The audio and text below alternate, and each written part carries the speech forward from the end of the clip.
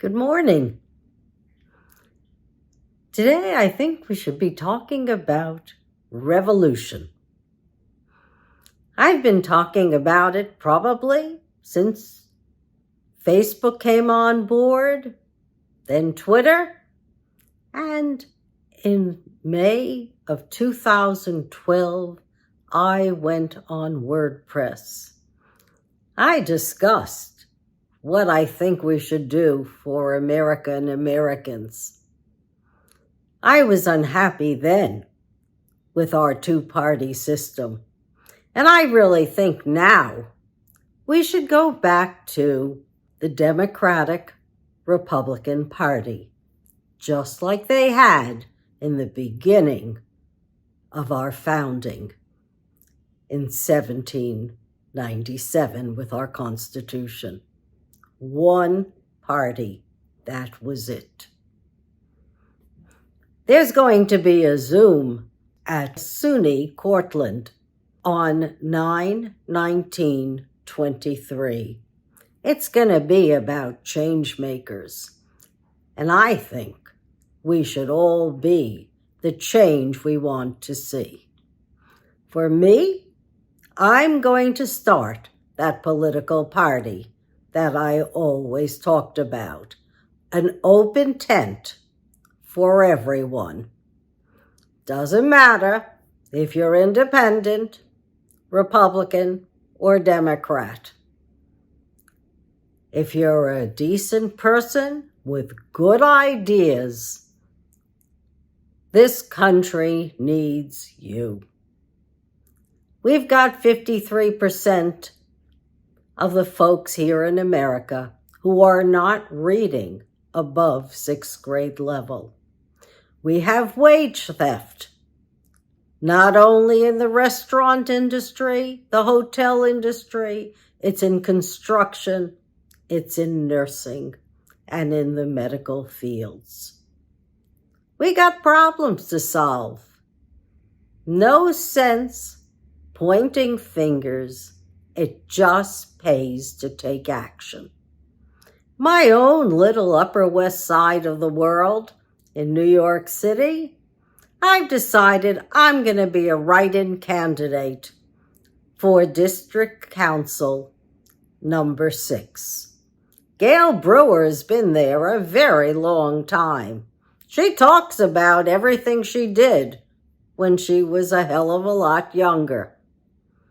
And now, when I've been querying and asking her to support a federal receivership for Rikers Island and other ideas that I've had to level the playing field for those poor kids and get them out of jail, she's really not interested in change. And I think that's a pity. We know what we've got at Rikers Island. We've got 2,200 folks who are mentally disabled or mentally disturbed. They shouldn't be in prison. We've got young people who just happen to have been at the wrong place at the wrong time. It's too bad we don't have an administrative judge system where their sentences could be adjudicated quickly and they could be out of jail as well. No sense just keeping people warehoused. 27 have already died. We're not tackling the problems in New York City. I'm sure the Upper West Side has other problems. I'm happy to work on those problems too. But I think at this point in time, Gail Brewer is running unopposed. I'm too late to have my name on the ballot. So I'm going to run as a write-in candidate for District 6, the Upper West Side. My zip code, 10023. And I hope in November, folks will remember me, Joyce Silver, and write me in for City Council District 6. I've done a lot of things in my life, had 8 careers. I'm also going to give my book to a real editor to read and find out once and for all, is this a book that should go to the high schools and the colleges? I did a synopsis of shining a light on the Mueller report. I did it so everyone could understand that our elections are at stake. And they are. All over America, where there can be voter suppression, there is voter suppression. In Alabama, they've gone against the Supreme Court.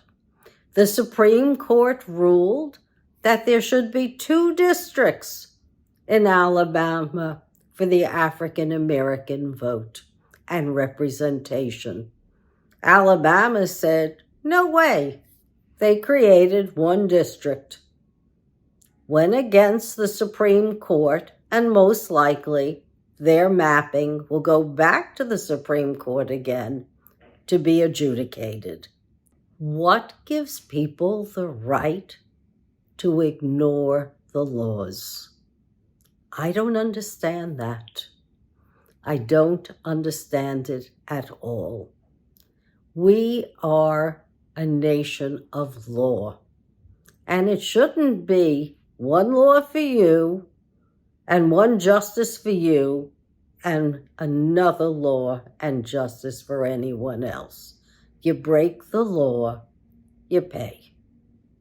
In fact, Maimonides, when I was studying Maimonides, and this is the Maimonides reader, he felt judges needed laws and ethics and outlined in his book of Judges just what we should be looking out for when we nominate judges to our court system. He knew what man could do, or woman for that matter, if they weren't just and they didn't have ethics to guide them. He felt the same way about rulers, because to Maimonides, there was no higher calling than government and governing.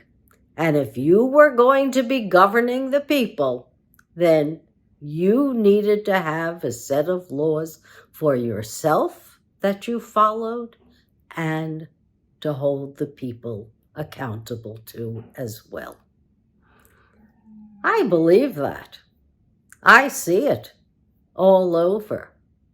We've lost accountability when it comes to our corporations, and our corporations are seamlessly melded with government at this point in time. Since the 80s, stakeholders, which are the communities that corporations are in, the labor that works for the corporations, and the environment, they don't count at all. In fact, the more people you can take out of a corporation, the better it is. And that's how corporations are today. Unaccountable, except to their shareholders, where every quarter they're held to another high standard where they're providing more money for shareholders. People made big profits 40 years ago, and at that point in time, everyone thought about the common good. People mattered. El Nino is coming right now. It's going to bring warmer weather with it. Some places on the earth will be really hot. There'll be droughts again. Droughts in South Africa. Fires perhaps in Australia. There'll be wet regions again. Very wet regions. And what do you think will happen to our food production once again? We're going to have a problem. The folks in South Africa and in what they call the global South certainly can't afford the Ukraine to not have wheat. They'd rely on those grains, and when they can't produce it themselves, we could have 60 million folks who are food insecure. It's happened before. So it's up to us to understand what's happening with our weather patterns and prepare for it so that people can adapt and we can mitigate what's about to happen. In Peru, where they rely on anchovies, the anchovies are gone because the waters are already too darn hot. So this is a time, I think, when we need a revolution, when we need more people to look at their cities, their counties, their states, and decide, do they have what it takes to run for government? We can't afford just full-time politicians anymore. I think we really need folks with smarts, folks who understand NOAA, the weather patterns, who can be preemptive, who are not afraid of change. Because change is happening, whether we want change to happen or not. It's occurring. You cannot stop it. Let's put change into government as well, because there are bright people out there who can lead us out of one technology into another, who can give us the rules that will make corporations accountable. I saw Schumer is meeting with the corporations who give us our internet, our social media platforms, ChatGPT, and that's really good.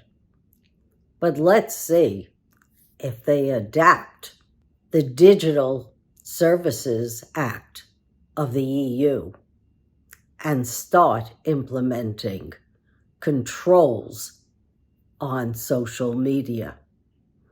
We already know we don't want misinformation in our elections in 2024.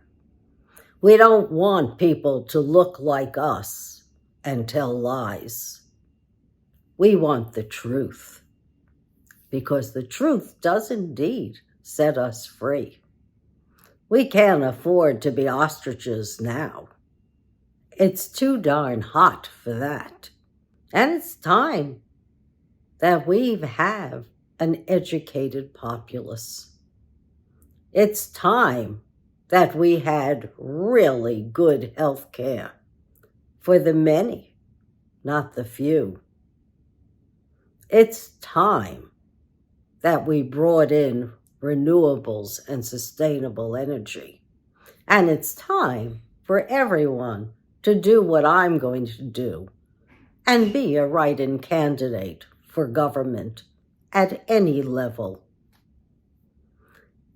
The time is now, and luckily, people are speaking and people are being heard. Look at the kids in Montana. They sued for a clean environment because it's a right in their constitution. And they won. In Hawaii, they were already suing the fossil fuel companies and the electric companies for malfeasance and leading them astray. In Europe, they've decided there are laws against ecocide. If you destroy the environment, you're liable. This is a new era. Think Can you afford to live in a world where the temperature has gone over 1.5 degrees Celsius? If you can't, write in candidates for government who will give us the new technology, the education, the health care that we need. Thank you for listening.